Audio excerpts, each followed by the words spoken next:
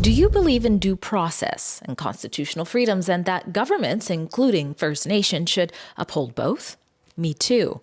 But a new case taken on by the Justice Center for Constitutional Freedoms alleges that's not what's happening to Terry Wayne Francois, a father of 5 and a member of the Nisichawasik Cree Nation in Nelson House, Manitoba.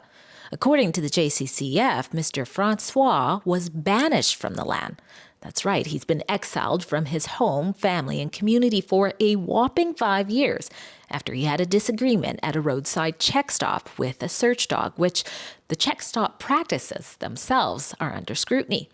This isn't the first time a band has done something like this. For example, after the murder of a Haida man named Luke Pearson, the band government banished those they believed were associated with the man accused of killing Pearson, with no trial or due process as to whether or not the individuals had something to do with the murder. Whenever somebody was exiled from their own territories, they were expelled from their territories, and as they were leaving, their neighboring territories and all the allies that they've got are not allowed to serve them. They're expected to pass through the territory and continue on. And that's kind of what we're doing here. We're upholding our old law. And after that, neighboring First Nation communities shunned them as well. In Terry's case, there was no violent crime, no hearing, and no chance to appeal the punishment. And today I bring you an interview with Terry and Marty Moore, the lawyer representing him through the JCCF, who is seeking an injunction to get Terry back home to his family. Terry, I'm going to start with you. Can you take us back to that moment where you found out you were banished from your own community, a community that you've raised 5 daughters in?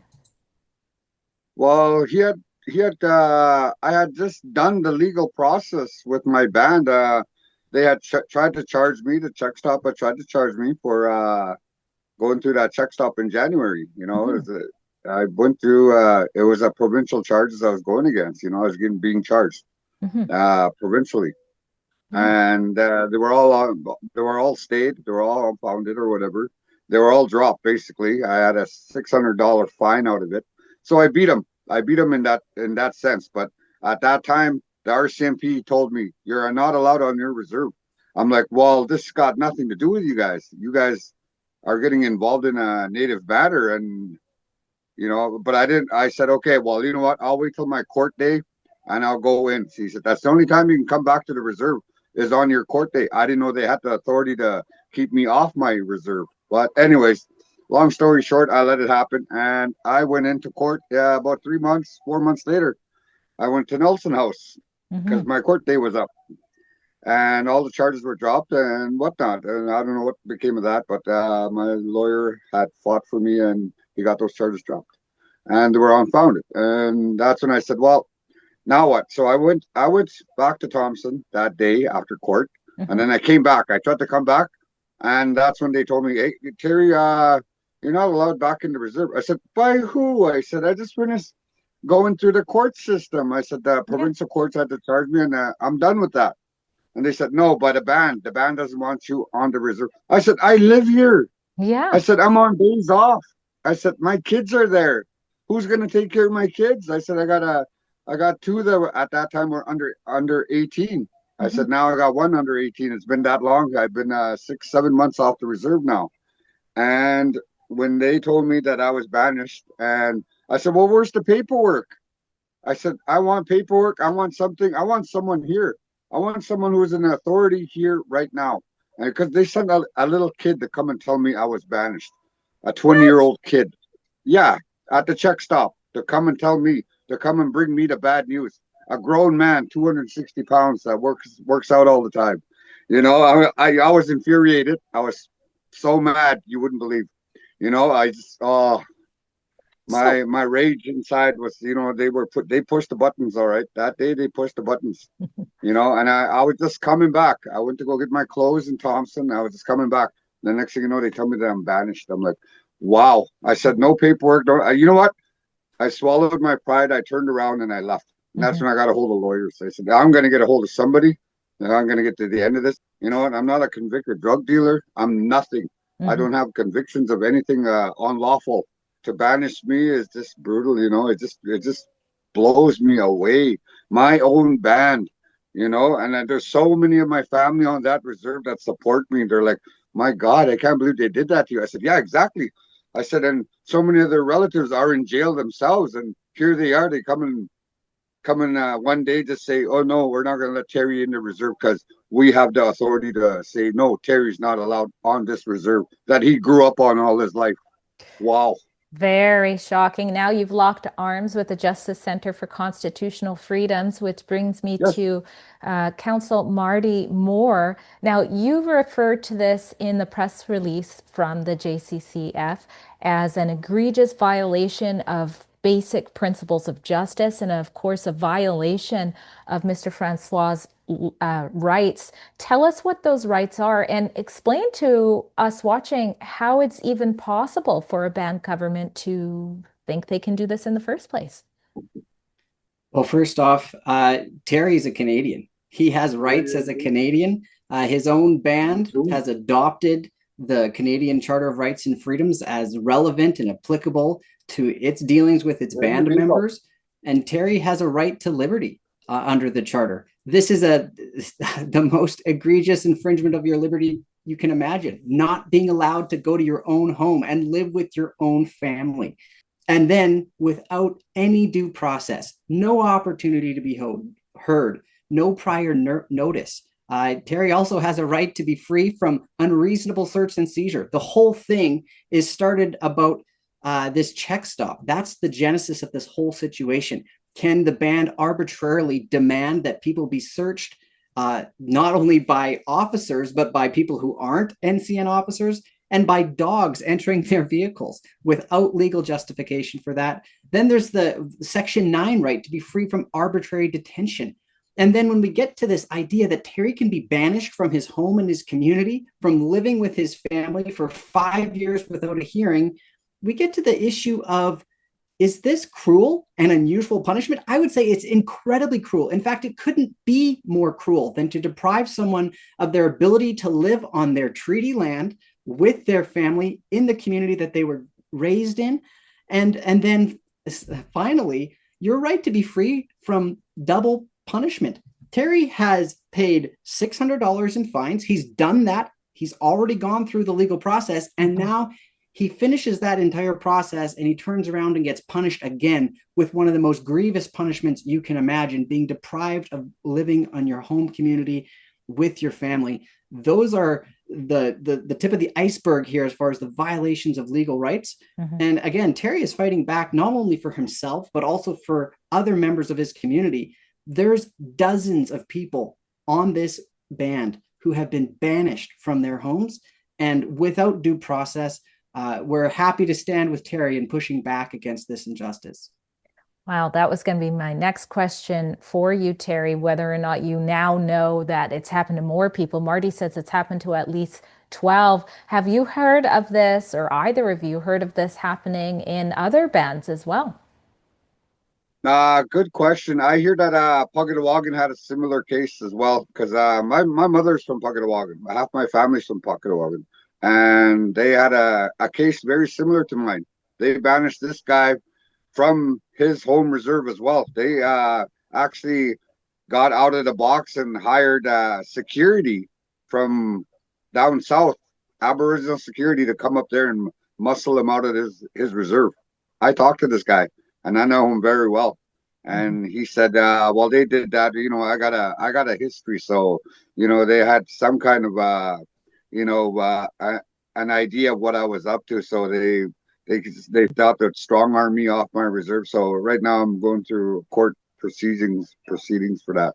I said, well, you know what, mine is a total different case than yours. I said, you know what, I got no prior records. I am not a drug dealer or anything like that. You know, I'm not well known in that world. I'm a miner. I actually have a career. I make $150,000 a year.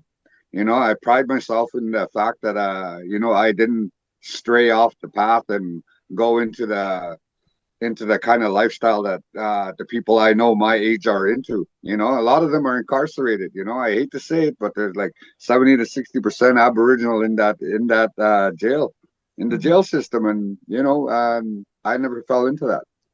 And Yeah. that's something I pride myself in. And when these people push my buttons like that and throw wrenches at me and throw roadblocks at me, it makes me want to think twice about my life. And I think to myself, no, I can't do it. I just can't. I can't let my little girls down. I can't let my adult girls now down. Yeah. Ever since I was a young man, I said, no, I'm going to bring these girls up a whole different way than the way I've seen this reserve has been. It's I always been revolved around alcohol, and I grew up in that. I grew up in the time when alcohol was like crazy on my reserve, and my reserve is not a dry reserve. They just recently upped their limitations for alcohol to two 2.26s per person. That's crazy. I'm like, you know what? You're fighting an alcohol battle and Mm-hmm. a drug battle, and here you go and up it. Mm. You're going from 1.26 to 2.26s per person. I'm like, so where's the battle? What battle are you really fighting? Mm-hmm. Mm-hmm. Wow. This. And like I said, and then when they said you're banished, I wanted to know why. Did they find me with alcohol? No, they didn't find me with alcohol. Did they find me with drugs? No, they didn't. Did I kill somebody? Did I rape somebody? Did I do anything so diabolic that you had to banish me? Mm-hmm. No, nothing. Well, Mr. Moore, you said that this case is bigger than just this one issue. It takes a microscope and sort of looks into the accountability and transparency and due process of First Nation governance. Tell us exactly what the JCCF is doing to take on this fight for Mr. Francois. Well, I'm very grateful to donors to the JCCF who allow us as lawyers to take these cases on pro bono. Terry is very passionate about standing up for the rights of his family and his community and other members who've been banished. We, with the support of the JCCF, are happy to see this case through a legal conclusion. Terry is challenging not only the decision to banish him, but also the law that allows for these banishments to be done, a minimum of 5-year banishments with no prior notice or opportunity to be heard. Also, Terry is challenging the check stop, this permanent check stop that's established where it's arbitrary detention and searching of every single NCN member who comes on and off their own community. And they're often having to go out to Thompson or other places, and yet they're being subject to arbitrary search and seizure without any probable cause that they're smuggling drugs or weapons or alcohol onto the band. And so Terry is challenging that. We're happy to support him in that challenge and stand up for the rights of Indigenous Canadians. Well, thank you very much for telling us about this story. We'll be following it closely on Rebel News. If anybody wants to find out more about JCCF, you can do so by linking on the written report, which is in the description box below. Thanks again. What could you tell us about the claims going around that some people perhaps have actually died from being turned away at these checkpoints? Well, I could say it's not a laughing matter. At the time when it was brought up, people would say, well, that's not my problem, well, it is their problem. These people are going around that check stop and they're freezing to death. It's in the wintertime. I know a few cases that have passed away in that bush, got lost in the bush, everybody could say the negative part and the positive part to this, but you know what? When the smoke has cleared, someone has to be accountable for their deaths. That's all there is to it.